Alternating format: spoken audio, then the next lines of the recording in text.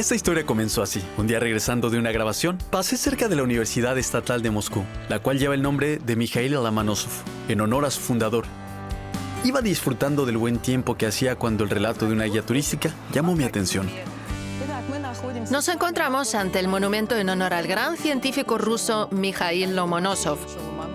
Su sed de conocimiento y de investigación lo acompañaron prácticamente desde niño, abarcando campos como la geografía, la geología, las matemáticas, la física, la química, la historia y la poesía.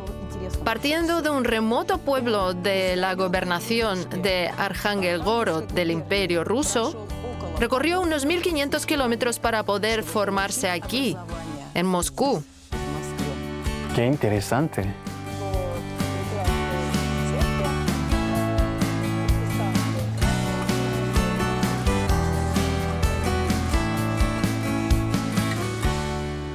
Mikhail Lomonosov, fundador de la célebre Universidad Estatal de Moscú.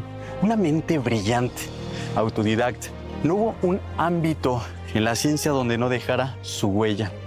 Pero, ¿cómo es posible tal hazaña? ¿Cómo es posible un personaje así? Quizá la respuesta está en sus raíces. Es decir, ahí de la región de donde él era, de Arjángelsk. No lo sé. Es posible.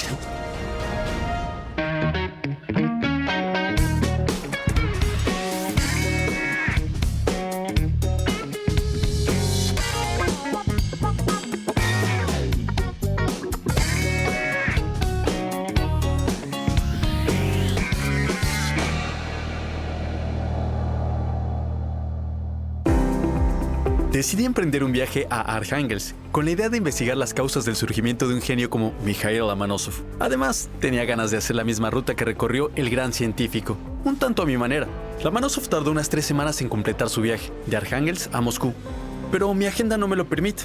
Por eso, opté por viajar en avión, que en tan solo 2 horas me llevó a la tierra natal de este gran genio. Arjángelsk es uno de los puertos más importantes de Rusia.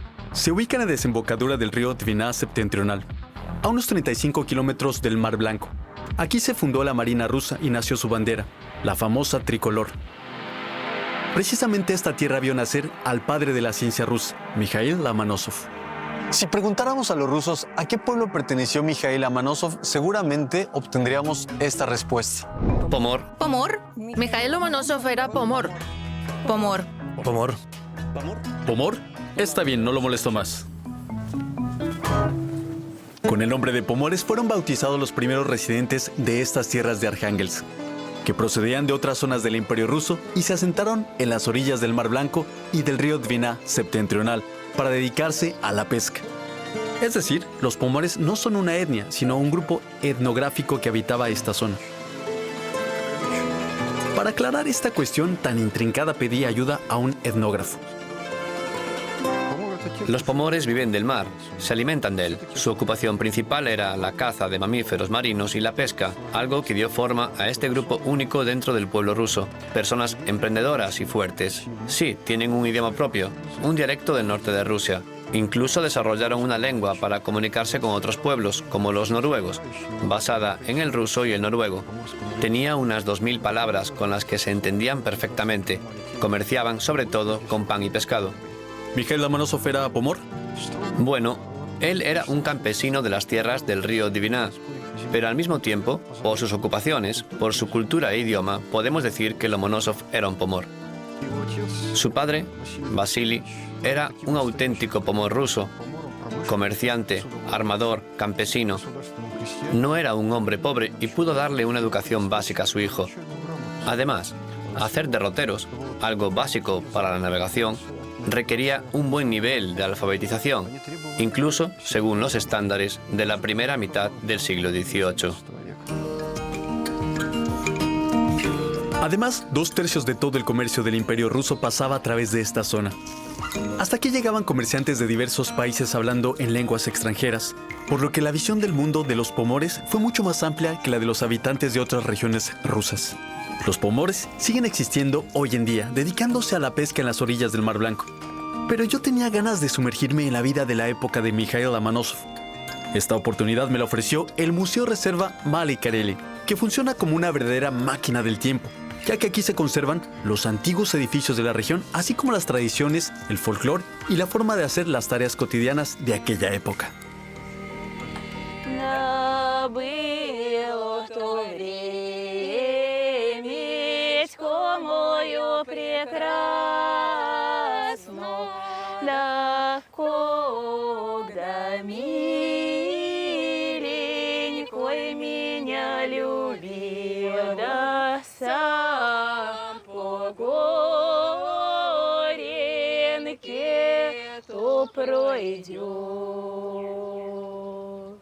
¡Qué bien cantan! Gracias. Gracias.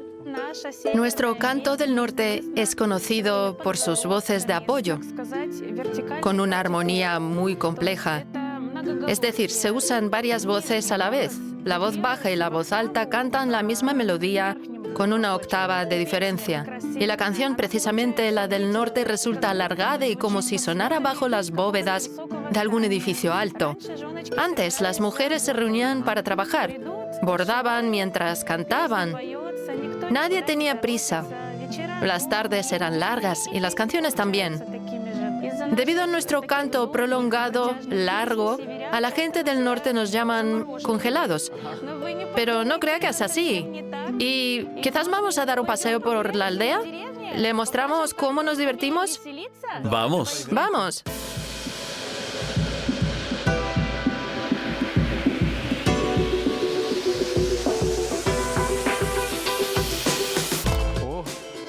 ¿Y esto para qué es? ¿Para jugar? ¿Hay que castigar a alguien? No, no es para castigar. Antes se reunía toda la aldea alrededor de los columpios para cantar y jugar. Un chico se subía al columpio y se columpiaba sin parar. Entonces le lanzábamos un zapato a los pies, él lo pateaba y la chica que lo atrapase era la siguiente en columpiarse. Así jugábamos antes. Bien, me gusta. ¿Vamos a jugar? Pues colúmpiese con fuerza. Está bien. 1, 2, 3. ¡Oh!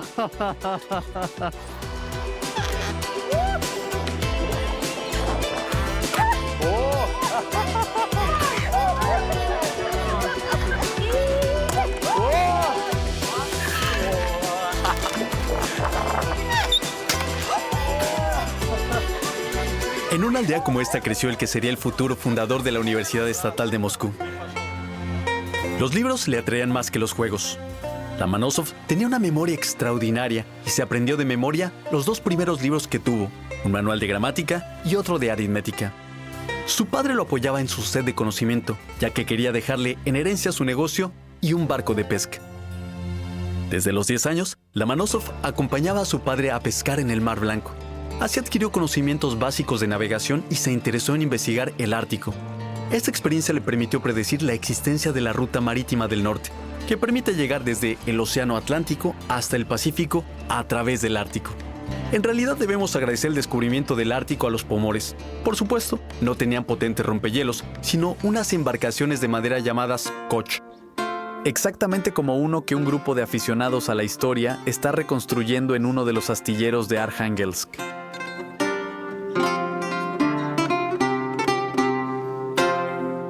Pero ¿cómo era posible navegar entre el hielo en un barco de madera?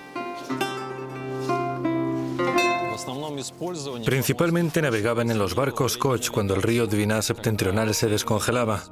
Al quedar su desembocadura libre de hielo, los barcos tenían acceso al mar. Esto sucede entre mayo y junio. La temporada de navegación terminaba aproximadamente en septiembre. Para ese momento, los barcos de los pomores ya debían haber ido a las zonas de pesca, a Nueva Zembla, Spitsbergen, Yamal, hacer acopio de mercancías y regresar a Arhangelsk para las ferias de otoño. Por eso la exploración del Ártico se realizaba en verano. Sin embargo, lograba navegar entre el hielo gracias a una curiosa peculiaridad de sus embarcaciones. Durante la navegación, en los estrechos solían encontrarse mucho hielo. Para no malgastar tiempo, se sacaba del agua el barco, que tenía un casco redondeado. La tripulación, con ayuda de pesadas anclas y poleas, lo apoyaba sobre el hielo. Después lo arrastraban sobre la quilla hasta la siguiente abertura en el hielo y continuaban con su ruta. Esta forma del casco es el sello distintivo de los barcos Koch de los Pomores. Yegor sostiene que fueron los barcos Koch los que dieron inicio a los rompehielos rusos. Funcionan con el mismo principio para romper el hielo. Se montan sobre él y lo aplastan con su peso. Estas peculiaridades de navegación, así como muchas otras, Yegor las aprendió hace 6 años, cuando reunió a un grupo de aficionados con la idea de construir un barco histórico.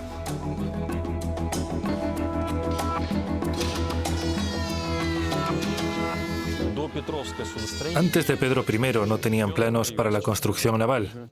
Pedro I trajo los planos de los ingleses y los holandeses. Los secretos tecnológicos se transmitían de padres a hijos. Encontramos la descripción de estos barcos Koch en el Archivo Estatal Ruso de la Armada de San Petersburgo. Los tradujimos del ruso antiguo al moderno, hicimos los planos y comenzamos a construir. ¿Por qué tardan tanto en construirlos si ya pueden utilizar tecnología moderna? Este es un proceso de reproducción. Entiendo. No se construían barcos Koch desde el siglo XVIII. Nuestra tarea consiste en pasar por todas las etapas, desde la búsqueda de datos históricos y descripciones, la creación de planos, la formación del equipo, la construcción y la creación de la infraestructura. Siempre se tarda más tiempo en construir cualquier barco experimental que cuando ya tiene toda la documentación del proyecto. Para el próximo barco tardaremos aproximadamente 3 años.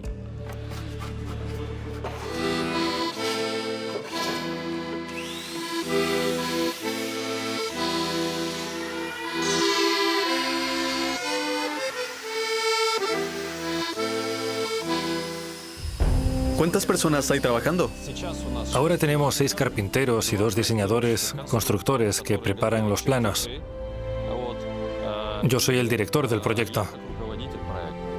Planeamos terminar la construcción en 2 años y viajar tras los pasos de los Pomores a las islas Solovetsky, a Kola, es decir, a la península de Kola, a Narian Mar, a Nueva Zembla y a la circunscripción autónoma de Yamalo-Nenets. Decidí ayudarles para acelerar el proceso. El Koch se construye con los mismos materiales que se usaba en la época de Lomonosov, pero para que el barco obtenga los permisos necesarios para zarpar, el equipo de Yegor añade algunos modernos detalles que garanticen la seguridad durante la navegación. Entre ellos, el motor, un lujo que no existía en la época de Lomonosov. Igual que yo, Yegor nunca había construido barcos antes de aventurarse en este proyecto. Trabajó en la industria de la madera y como afición organizaba regatas y expediciones educativas navales. Y un buen día se le ocurrió construir un barco que encabezaría esas regatas. Aquí lo tiene. Lo que me pidieron. Gracias.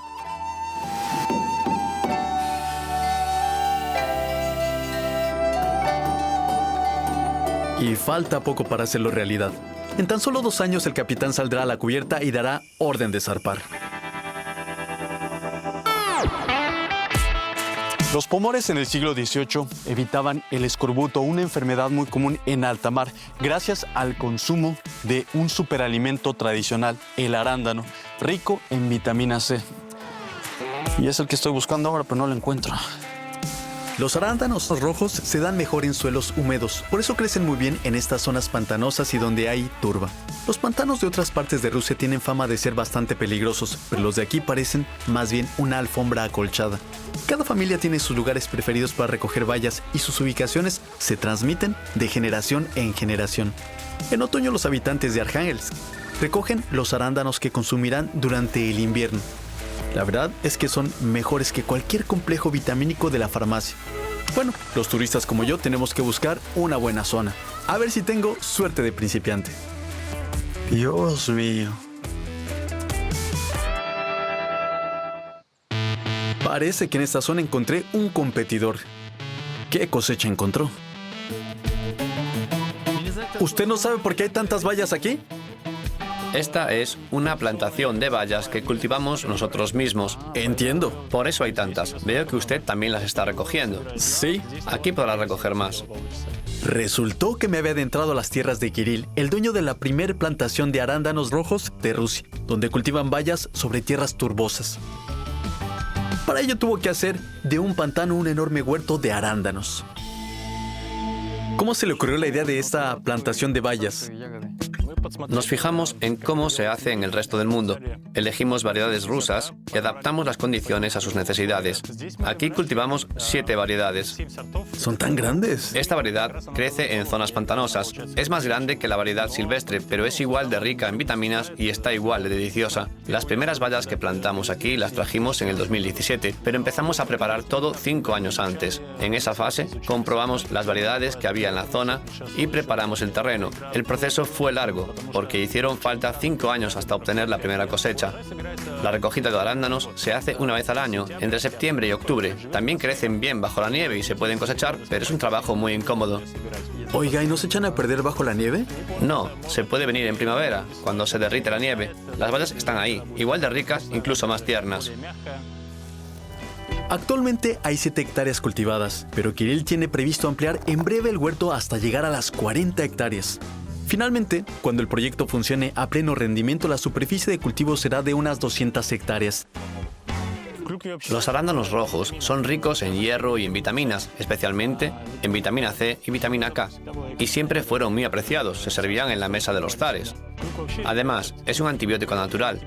El jugo de arándanos es un remedio habitual para los resfriados. Los arándanos rojos protegen a los habitantes del norte de resfriados y otras enfermedades durante el invierno. Esta plantación de arándanos funciona como una cooperativa, ya que una persona puede comprar una participación de la empresa para recibir su parcela del huerto y ganar dinero vendiendo sus bayas. Los miembros de esta cooperativa son de todas partes de Rusia, y ahora yo. Tal vez gracias a este superalimento, la Manosov logró llegar a Moscú. No lo sé.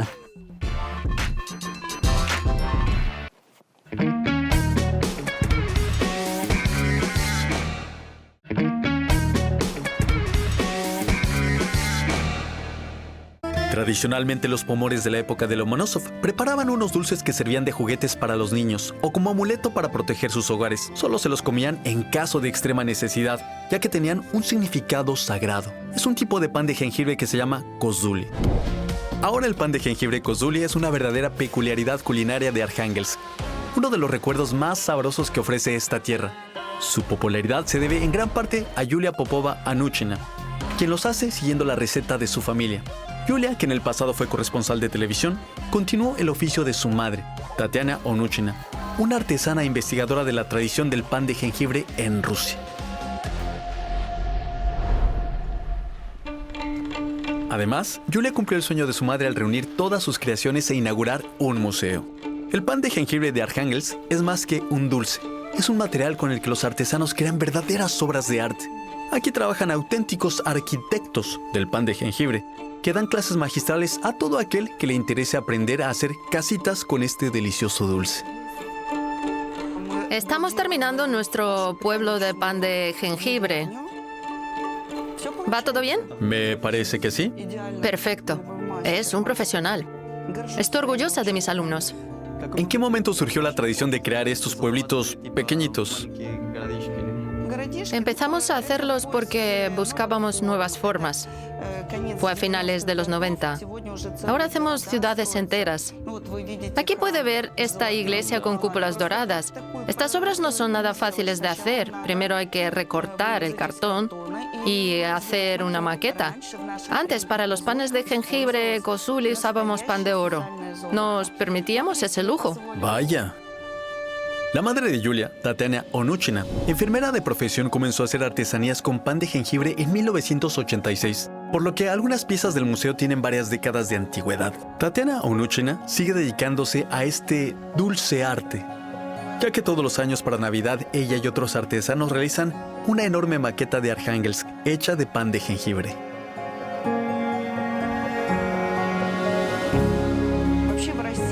En Rusia hay pocos centros donde se haga pan de jengibre. El nuestro tiene una silueta recortada finamente. Es de color oscuro. Muchos dicen que añadimos chocolate, pero claro que no. No había chocolate en el norte cuando se empezó a hacer pan de jengibre. Nuestro ingrediente secreto es azúcar quemado. Se hacían figuritas en 3 dimensiones. Mire, una ovejita hecha de harina de centeno sale agua. El trigo no crece en el norte porque hace frío y le hace falta sol. Hacíamos las figuras en forma de animales. Servía como una especie de amuleto. No se podía tirarlas porque se consideraba como un pecado. Servían de juguetes para los niños. Otro tipo de pan de jengibre es el tetiorki. Tiene forma de cruz. La hacían así porque simboliza la línea de la vida. Es el hilo de la hilandera. La línea nunca debe romperse. En el centro debe haber un número par de espirales y 3 círculos alrededor, en el nombre del Padre, del Hijo y del Espíritu Santo. Todo es muy simbólico. En el pasado, al pan de jengibre kozuli le daban diversas formas, pero nunca forma humana. Los pomores creían que quien hacía una persona de masa se comía a sí mismo, en sentido figurado, por supuesto. Pero con el tiempo el pan kozuli perdió su significado simbólico y se convirtió en el dulce más popular de la región. Las recetas del pan de jengibre eran tan importantes como un secreto militar. ¿En serio? Sí, según la tradición, el pan de jengibre se hacía en Navidad y en Año Nuevo. Empezaban a prepararlo en octubre. Las familias de pomores se reunían en torno a una gran mesa para colorear todos juntos el pan de jengibre. Esto es estar en comunión, esto Genial. es amistad, esto une a la familia. En el norte de Rusia el concepto de familia siempre ha sido muy importante, ya que formaba un equipo con un oficio común. En las duras condiciones de la vida de la región, con un clima invernal de 9 meses al año, es prácticamente imposible sobrevivir solo. Por eso, el padre de Lomonosov quería que su hijo se quedase en la aldea para dedicarse a los quehaceres tradicionales. La tierra de Arhangelsk no solo es conocida por ser la patria de Mikhail Lomonosov, sino también por el tipo de artesanía típica de la región, el grabado y tallado en hueso de Khalmagori. Mikhail Lomonosov no se dedicaba a la artesanía en hueso, pero su primer maestro, Iván Shubnoy, sí seguía esa tradición.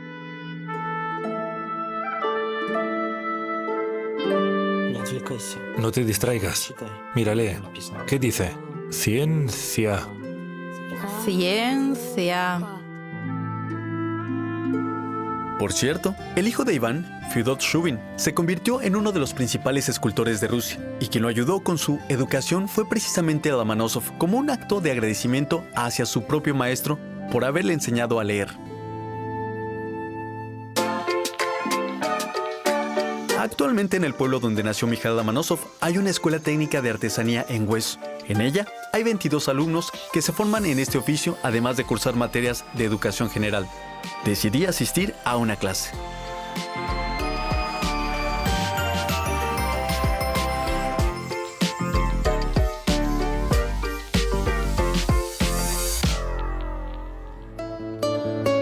Nuestro oficio se remonta al siglo XVI. ¡Wow! Desde el 1500. Así es. Esta artesanía ya se hacía en Moscú en la época de Iván el Terrible. En todo el norte de Rusia se tallaba huesos. Los pescadores no solo traían pescado, también huesos de morsa. Además, se utilizaban huesos de mamut y también huesos de otros animales. La principal diferencia de nuestro trabajo frente a otros es que nosotros nos especializábamos en la técnica del calado, mientras que en Tobolsk, por ejemplo, predominaba la escultura, y en Yakutia también, más que nada la escultura. Hoy en día usamos peines de plástico, pero antes los peines se hacían de hueso. Oiga, ¿y qué tan resistente es este material? Bastante resistente. Hay distintos tipos de hueso. Los dientes de cachalote son blandos y un poco oscuros. El colmillo de morsa es blanquecino y se usaba mucho para hacer íconos. Y por supuesto, está el hueso de mamut, que es el mejor de todos. Por favor, muéstrame cómo se trabaja. Claro. Aunque participé en la creación de artesanías en hueso en otras regiones de Rusia, la de Khalmagori se diferencia de las demás por sus minuciosos detalles, que requieren hacer un trabajo casi de joyería.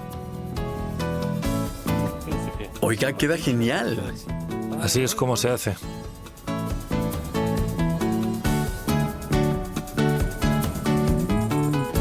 Cuando usted lo hace, parece tan fácil. Mire, no hace falta presionar mucho. Este dibujo es un poco complicado. Aquí podríamos tallar un sol. Y esto es... es una bandera. Sí, bueno, un velero sin bandera sería raro. Sí, sí. Voy a probar.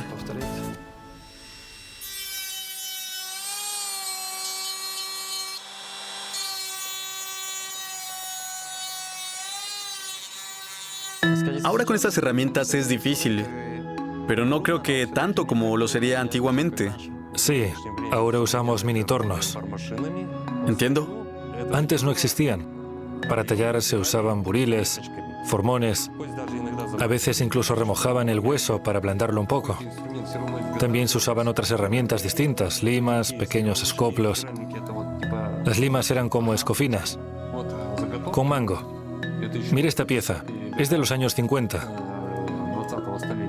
Todavía no había mini tornos, así que los agujeros los hacían a mano y se afinaban con estas limas pequeñas. Las formas y los detalles se hacían con buriles y formones de todo tipo. ¡Wow! Un trabajo muy fino. ¡Qué bonito! Para crear una obra de arte similar a esta se requerían años de práctica. Ni siquiera me puedo imaginar hacer algo así.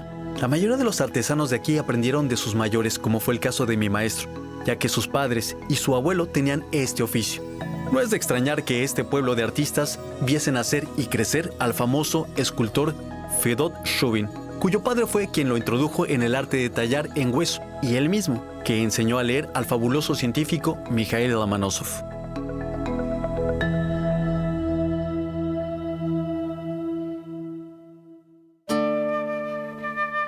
Nunca sabremos si Lomonosov se llevó como recuerdo algún artefacto de hueso. Huyó corriendo una noche sin que sus padres se dieran cuenta. Solo se llevó un poco de pan y sus libros, los cuales, para ese momento, ya se los sabía de memoria. Se puso sus 2 camisas y un abrigo de piel que le prestó el hermano de su primer profesor, y emprendió su camino. La casa de Mikhail Lomonosov. A pesar de un duro invierno, un joven Lomonosov partió desde aquí hacia la ciudad de Moscú. Tuvo la suerte de que en el camino se encontrara con una carreta que llevaba pescado congelado. Así es que tan solo tuvo que caminar 70 kilómetros. Al llegar a aquella ciudad, tuvo que decir que era el hijo de un noble para que lo aceptaran en la academia. Y así fue como comenzó la brillante carrera científica de este personaje. Logré averiguar cuál fue el secreto de la brillantez que caracterizó a Lomonosov. Pues no estoy seguro.